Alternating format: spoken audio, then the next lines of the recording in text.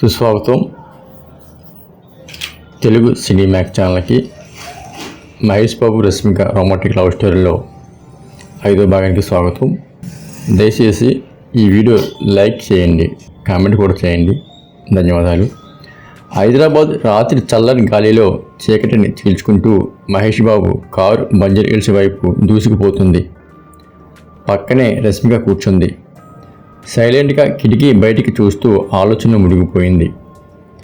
ఎందుకు ఇంత సైలెంట్గా ఉన్నావు రష్మిక అని మహేష్ అడిగాడు.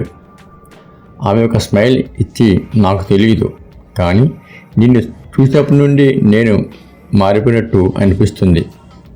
ముందు సినిమాల్లో హీరోయిన్గా యాక్ట్ చేశాము, కానీ నీతో ఉన్నప్పుడు అది నటన కాదు, నిజంగానే లైఫ్లా అనిపిస్తుంది అంది.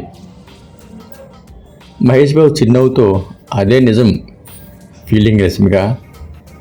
నీ మాటల్లో ఉన్న ఆ హృదయపూర్వకత నన్ను ఇంకా దగ్గర చేసింది అని అన్నాడు. కొన్ని రోజులు గడిచాక రష్మిక తన కొత్త సినిమా షూటింగ్కి ముంబై వెళ్ళవలసి వచ్చింది.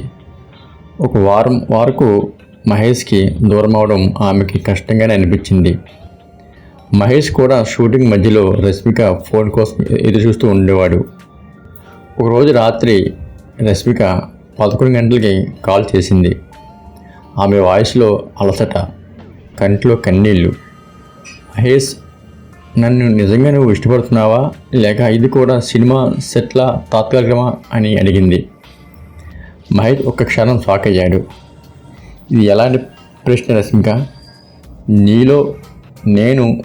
నీలో చూసేది హీరోయిన్ కాదురా, ఒక అందమైన మనసు కలిగిన అమ్మాయి. నువ్వెవరో కాదు, నువ్వే నా జీవితం అని గుండెలోని మాట బయటపెట్టాడు. రష్మిక ఫోను అటువైపు నిశ్శబ్దంగా ఏడ్చింది. ఇది వినాలి అనిపించిందే అంతే అంది.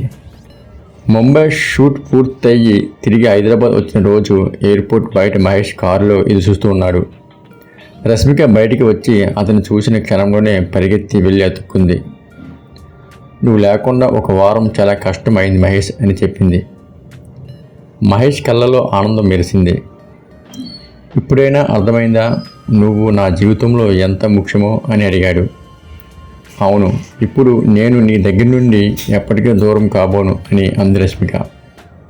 కొన్ని రోజుల తర్వాత ఒక ఫంక్షన్కి ఇద్దరూ కలిసి వెళ్ళారు. మీడియా వాళ్ళు వారిని చుట్టుముట్టారు. మహేష్ గారు, రష్మిక గారు, మీరిద్దరి మధ్య ఏదైనా స్పెషల్ రిలేషన్ ఉందా అని రిపోర్టర్ అడిగాడు. మహేష్ కాసేపు ఆలోచించాడు. రష్మిక కూడా భయంగా చూస్తుంది. ఆ సమయంలో మహేష్ ఆత్మవిశ్వాసంగా చెప్పాడు, ఎస్, నేను రష్మికని చాలా ఇష్టపడుతున్నాను.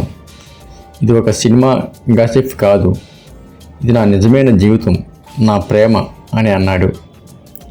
అక్కడే రష్మిక కళ్ళలో ఆనంద బస్పాలు. ఆమె మహేష్ చెయ్యి పట్టుకుని, నన్ను ఇలా అందరి ముందు నీదానివి అని చెప్పిన నిన్ను నేను జీవితమంతా ప్రేమిస్తాను మహేష్ అని అంది. ఆ రాత్రి ఇద్దరు హుస్సేన్ సాగర్ దగ్గర కూర్చున్నారు. గాలి తాకుతూ నీటిలో చంద్రకాంతి ప్రతిబింబం మెరిసింది.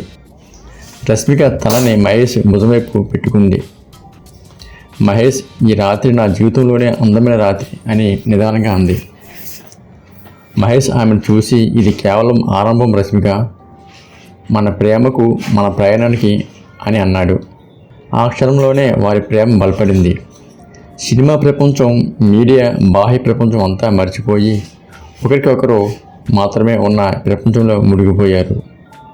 మరో భాగంలో మళ్ళీ కలుసుకుందాం. ధన్యవాదాలు.